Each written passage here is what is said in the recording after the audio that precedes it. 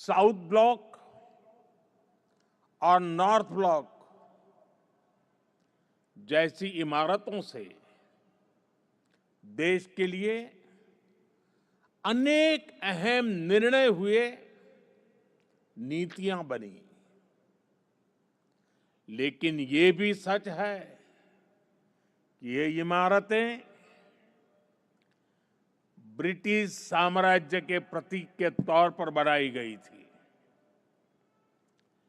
इन इमारतों को बनाने का मकसद भारत को सदियों तक गुलामी की जंजीरों में जकड़े रखना था।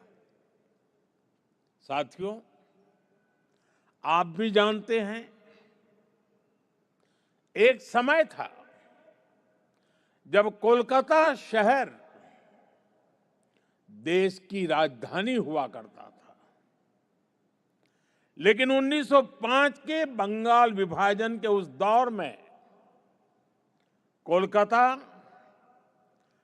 ब्रिटिश विरोधी आंदोलन का प्रबल केंद्र बन चुका था और इसलिए अंग्रेजों ने 1911 में भारत की राजधानी को कोलकाता से दिल्ली शिफ्ट किया और उसी के बाद अंग्रेजी हुकूमत की जरूरतों और उसकी सोच को ध्यान में रखकर नॉर्थ ब्लॉक, साउथ ब्लॉक जैसी इमारतें बनाने का काम शुरू हुआ। इसके बाद जब रायसीना हिल्स के इन भवनों का उद्घाटन हुआ था, तब उस समय के वायसराय ने कहा था, जो नए भवन बने हैं वो ब्रिटिश सम्राट की इच्छाओं के अनुरूप बने हैं। यानी उस दौर में ये भवन ब्रिटेन के महाराजा की सोच को गुलाम भारत की जमीन पर उतारने का माध्यम थे। रायसीना हिल्स का चुनाव भी इसलिए किया गया कि इमारतें अन्य इमारतों से ऊपर रहे, कोई उनकी बराबरी ना कर सके। अब संयोग से सेवा तीर्थ का ये पूरा परिसर किसी पहाड़ी पर न होकर जमीन से ज्यादा जुड़ा है। साउथ ब्लॉक और नॉर्थ ब्लॉक जैसी इमारतें जहां ब्रिटिश हुकूमत की सोच को लागू करने के लिए बनी थी, वहीं आज मैं गर्व के साथ कह सकता हूं कि सेवा तीर्थ और कर्तव्य भवन जैसे नए परिसर भारत की जनता की आकांक्षाओं को पूरा करने के लिए बने हैं। यहां से जो फैसले होंगे वो किसी महाराजा की सोच को नहीं, 140 करोड़ देशवासियों की अपेक्षाओं को आगे बढ़ाने का आधार बनेंगे। इसी अमृत भावना के साथ आज मैं ये सेवा तीर्थ, एक कर्तव्य भवन भारत की जनता को समर्पित कर रहा हूं। साथियों, इस समय 21वीं सदी का पहला क्वार्टर पूरा हो चुका है। ये आवश्यक है कि विकसित भारत की हमारी कल्पना केवल नीतियों और योजनाओं में ही नहीं, हमारे कार्यस्थलों, हमारी इमारतों में भी दिखाई दे, जहां से देश का संचालन होता है, वो जगह प्रभावी भी होनी चाहिए और प्रेरणादायी भी होनी चाहिए।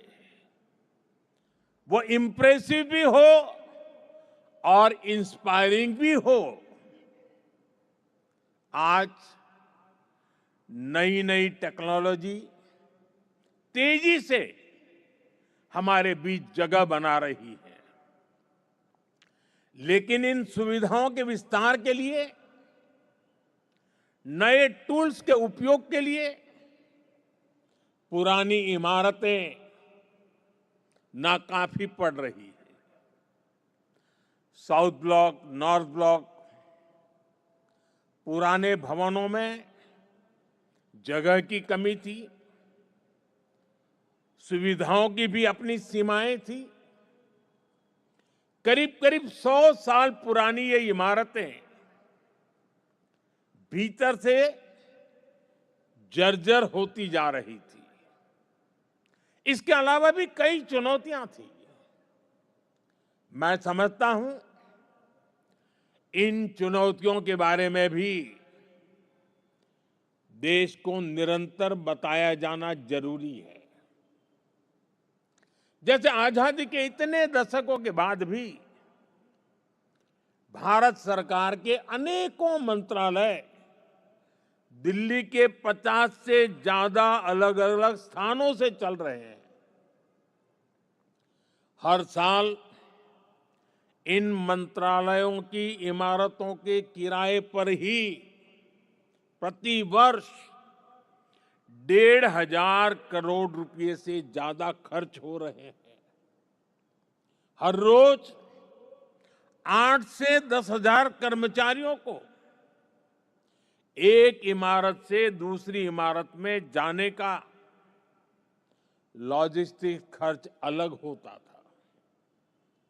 अब सेवा तीर्थ और कर्तव्य भवनों के निर्माण से ये खर्च कम होगा, समय बचेगा और कर्मचारियों के समय की इस बचत से प्रोडक्टिविटी बढ़ेगी। साथियों, इस बदलाव के बीच निश्चित तौर पर पुराने भवन में बिताए गए वर्षों की स्मृतियां हमारे साथ रहेगी।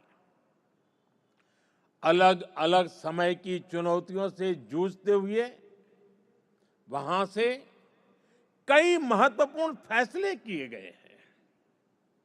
वहां से देश को नई दिशा मिली, सुधार की अनेक पहलें हुई। वो परिसर, वो इमारत भारत के इतिहास का अमर हिस्सा है। इसलिए हमने उस भवन को देश के लिए समर्पित म्यूजियम बनाने का फैसला किया है। वो युगे युगीन भारत म्यूजियम का ही हिस्सा होगी।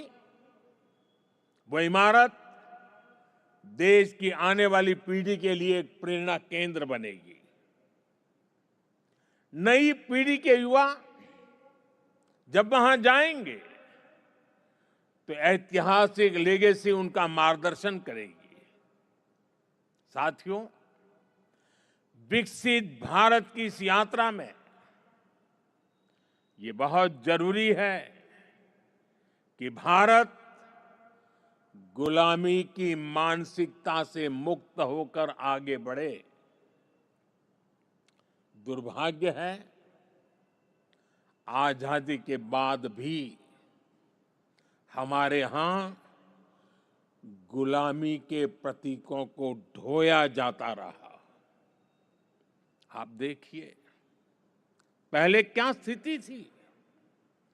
प्रधानमंत्री निवास जहां है उसे रेस कोर्स कहा जाता था। उपराष्ट्रपति के लिए कोई निवास स्थान तय ही नहीं था। राष्ट्रपति भवन तक आने वाले रास्ते को लोकतंत्र में राजपथ कहा जाता था। आजाद भारत में जो सैनिक शहीद हुए, उनके लिए कोई स्मारक ही नहीं था।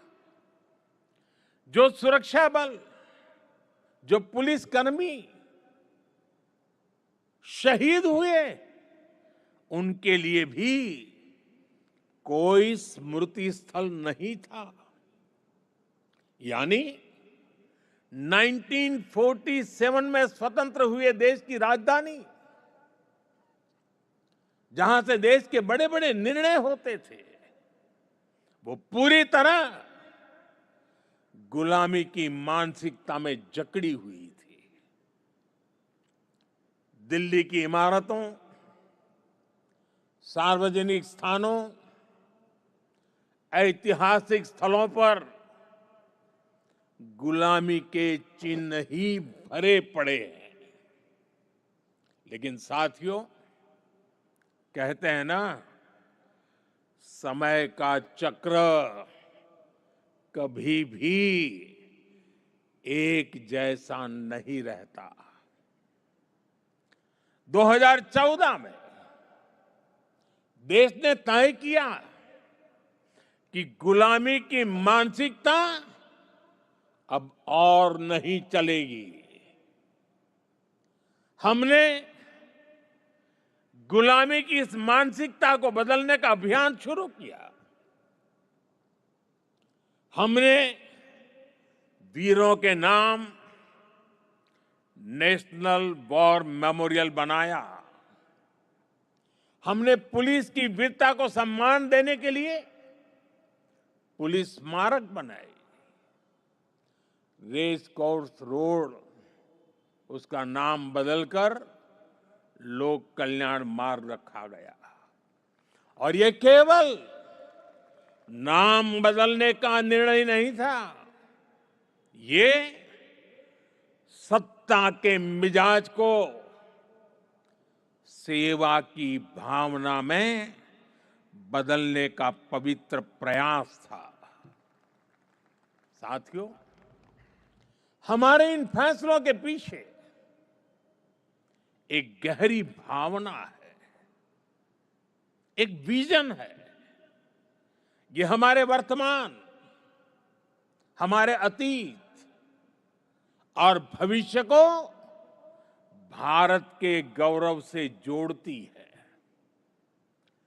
जिस जगह को पहले राजपथ के नाम से जाना जाता था, वहां न पर्याप्त सुविधाएं थी, न आम नागरिकों के लिए समुचित व्यवस्था। हमने उसे कर्तव्य पथ के रूप में विकसित किया। आज वही स्थान परिवारों, बच्चों, देश भर से आने वाले नागरिकों के लिए एक जीवंत सार्वजनिक स्थल बन चुका है। इसी परिसर में नेताजी सुभाष चंद्र बोस की भव्य प्रतिमा स्थापित की गई। लंबे समय तक हमारी राजधानी में अपने महान नायकों की स्मृति को इस रूप में स्थान नहीं मिला था। हमने यह तय किया कि देश की नई पीढ़ी राजधानी के केंद्र में अपने नायकों से प्रेरणा ले। राष्ट्रपति भवन परिसर में भी परिवर्तन किए गए। मुगल गार्डन का नाम बदलकर अमृत उद्यान किया गया। जब पुरानी संसद के पास नए संसद भवन का निर्माण हुआ, तो हमने पुराने भवन को भुलाया नहीं। हमने उसे संविधान सदन के रूप में नई पहचान दी। जब अलग अलग मंत्रालयों को एक परिसर में लाया गया, तो उन भवनों को कर्तव्य भवन का नाम दिया गया। नाम बदलने की ये पहल केवल शब्दों का बदलाव नहीं है। इन सभी प्रयासों के पीछे वैचारिक सूत्रता एक ही है। स्वतंत्र भारत की स्वतंत्र पहचान, गुलामी से मुक्त निशान। साथियों, नए प्रधानमंत्री कार्यालय का नाम है सेवा तीर्थ। सेवा की भावना ही भारत की आत्मा है। सेवा की भावना ही भारत की पहचान है। श्री रामकृष्ण परमहंस जी कहते थे, शिव ज्ञान से जीव ज्ञान सेवा। यह विचार केवल आध्यात्मिक नहीं है, यह राष्ट्र निर्माण का दर्शन है। यह भवन हमें हर क्षण याद दिलाएगा कि शासन का अर्थ सेवा है, दायित्व का अर्थ समर्पण है। हमारे शास्त्रों में भी कहा गया है, सेवा परमो धर्म, अर्थात सेवा ही सबसे बड़ा धर्म है। भारतीय संस्कृति का यही विचार प्रधानमंत्री कार्यालय और सरकार का विजन है। इसलिए सेवा तीर्थ ये केवल एक नाम नहीं, ये एक संकल्प है। सेवा तीर्थ यानी नागरिक की सेवा से पवित्र हुआ स्थल, सेवा के संकल्प को सिद्धि तक ले जाने का स्थल। तीर्थ का अर्थ भी होता है तरति अनेन इति तीर्थ, अर्थात जो तारने की, पार करने की क्षमता रखे, जो लक्ष्यों की प्राप्ति में सहायक हो, वो तीर्थ है। आज भारत के सामने भी विकसित भारत का लक्ष्य है, आत्मनिर्भर भारत का लक्ष्य है। हमें करोड़ों देशवासियों को गरीबी से मुक्ति दिलानी है।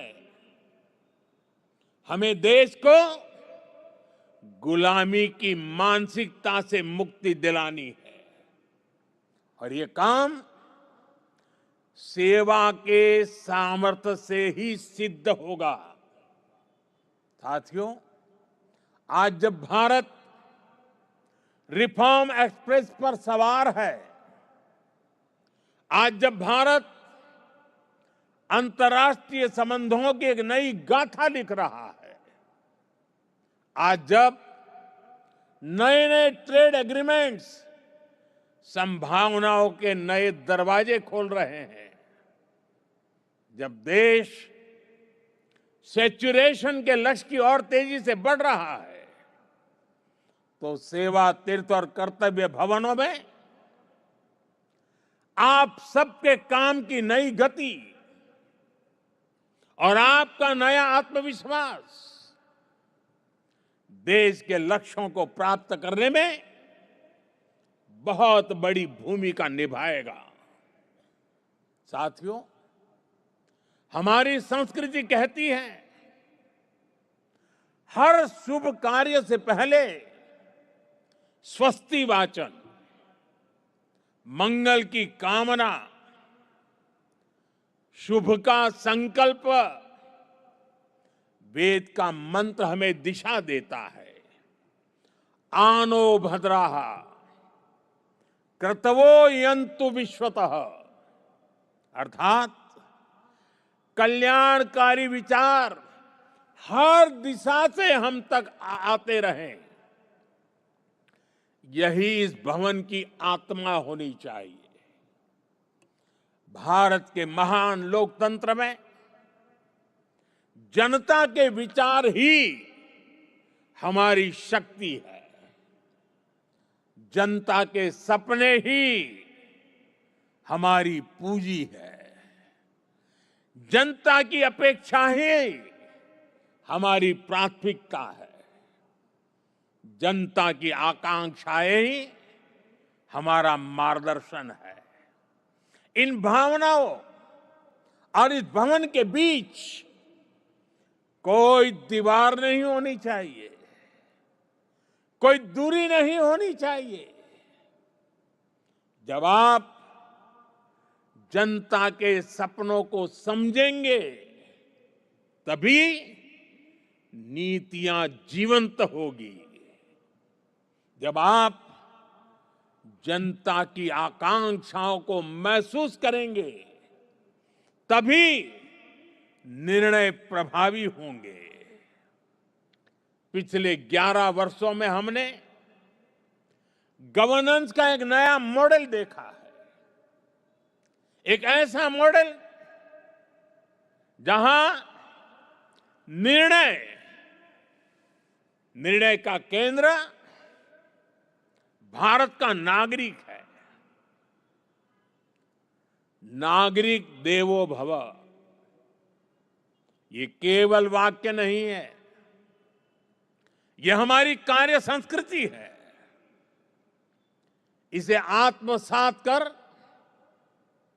आपको इन नए भवनों में प्रवेश करना है। सेवा तीर्थ में लिया गया हर निर्णय, यहां चलने वाली हर फाइल, यहां बिताया गया हर क्षण 140 करोड़ देशवासियों के जीवन को बेहतर बनाने के लिए होना चाहिए।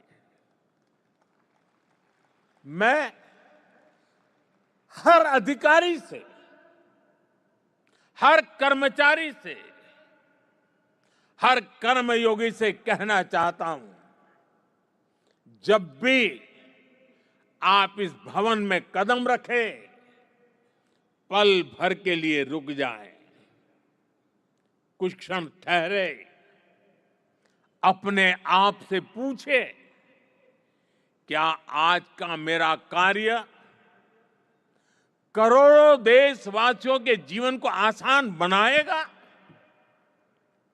यही आत्ममंथन इस स्थान की सबसे बड़ी शक्ति बनेगा।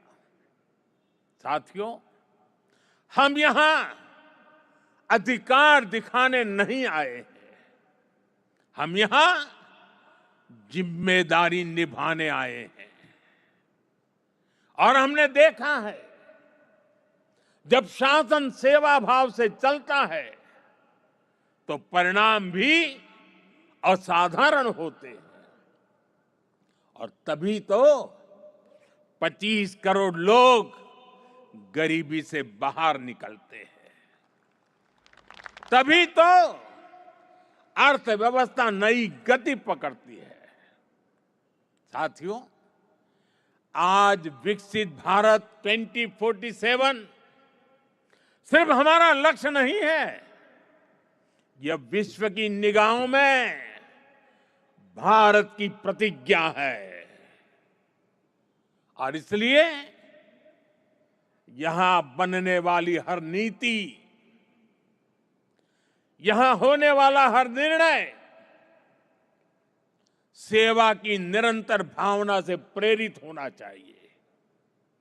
और एक दिन जब आप सेवानिवृत्त होकर या स्थानांतरण के बाद इस भवन से विदा लेंगे, आप पीछे मुड़कर देखेंगे, अपने आज के दिनों को गर्व के साथ याद करेंगे। तब आप स्वयं से कह सकेंगे कि हां, जितने दिन मैं सेवा तीर्थ में रहा, कर्तव्य भवन में रहा, हर दिन मैंने देश के नागरिकों की सेवा की। हर निर्णय राष्ट्र के हित में लिया। वह क्षण आपको सुकून देगा। वह क्षण आपकी सबसे बड़ी उपलब्धि होगा। वह क्षण आपकी व्यक्तिगत पूंजी होगा और वही पूंजी आपके जीवन को गौरव से भर देगी। साथियों, महात्मा गांधी की भावना थी, कर्तव्य की बुनियाद पर ही अधिकार की भव्य इमारत का निर्माण होता है। जब हम अपना कर्तव्य निभाते हैं तो बड़ी से बड़ी चुनौती से टकरा सकते हैं, उसका समाधान कर सकते हैं। हमारे संविधान निर्माताओं ने इसलिए ही कर्तव्य पर बहुत जोर दिया है और इसलिए हमें याद रखना है, कोटि कोटि देशवासियों के सपनों को साकार करने का आधार है कर्तव्य। कर्तव्य आरंभ है। कर्तव्य इस जीवंत राष्ट्र की प्राणवायु है। करुणा और कर्मठता के स्नेह सूत्र में बंधा कर्म है कर्तव्य। संकल्पों की आस है कर्तव्य। परिश्रम की पराकाष्ठा है कर्तव्य। हर समस्या का समाधान है कर्तव्य। विकसित भारत का विश्वास है कर्तव्य। कर्तव्य समता है। कर्तव्य ममता है। कर्तव्य सार्वभौमिक है। कर्तव्य सर्वस्पर्शी है। सबका साथ सबका विकास के भाव में पिरोया मंत्र है कर्तव्य। राष्ट्र के प्रति समर्पण का भाव है कर्तव्य। हर जीवन में ज्योति जगा दे वो इच्छा शक्ति है कर्तव्य। आत्मनिर्भर भारत का उल्लास है कर्तव्य। भावी पीढ़ी के उज्जवल भविष्य की गारंटी है कर्तव्य। मां भारती की प्राण ऊर्जा का ध्वजवाहक है कर्तव्य। राष्ट्र के प्रति भक्ति भाव से किया हर कार्य है कर्तव्य। नागरिक देवो भव की साधना का जागरूक पथ है कर्तव्य। साथियों, कर्तव्य की इसी भावना से, इस भावना को सर्वोपरि रखते हुए हमें सेवा तीर्थ और नए बने भवनों में कर्तव्य भाव से प्रवेश करना है। साथियों, आज भारत तेजी से आगे बढ़ रहा है, एक नई ऊंचाई की ओर, एक नए युग की ओर। आने वाले वर्षों में हमारी पहचान केवल अर्थव्यवस्था से नहीं होगी, हमारी पहचान होगी गवर्नेंस की गुणवत्ता से, नीतियों की स्पष्टता से और कर्मयोगियों की निष्ठा से। सेवा तीर्थ और कर्तव्य भवनों में लिया गया हर निर्णय केवल एक फाइल का फैसला नहीं होगा, 2047 के विकसित भारत की दिशा तय करेगा। याद रखिए, 2047 का लक्ष्य सिर्फ एक तारीख नहीं है, वो 140 करोड़ सपनों की समय सीमा है। इस यात्रा में हर संस्थान महत्वपूर्ण है, हर अधिकारी महत्वपूर्ण है, हर कर्मचारी, हर कर्मयोगी महत्वपूर्ण है।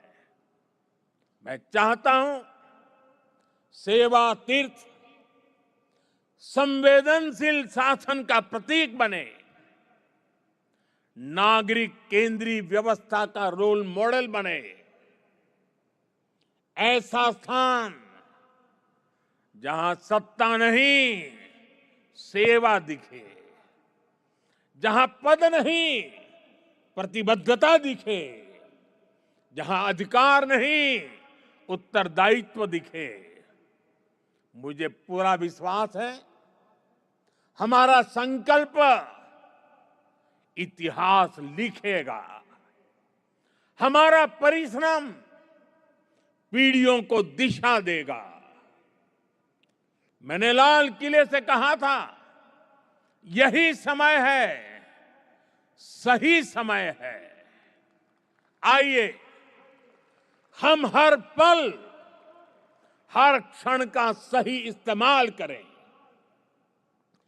हम राष्ट्र प्रथम की भावना से ऐसे पुण्य कार्य करें कि आने वाली शताब्दियां कहे, यही वह समय था जब भारत ने स्वयं के भाग्य को पुनः परिभाषित किया। यही वह समय था जब भारत ने अगले 1000 साल के उज्जवल भविष्य के लिए अपना मजबूत कदम नई ऊर्जा, नई गति के साथ उठाया था। इसी विश्वास के साथ आप सभी को मेरी बहुत बहुत शुभकामनाएं, बहुत बहुत धन्यवाद। वंदे मातरम।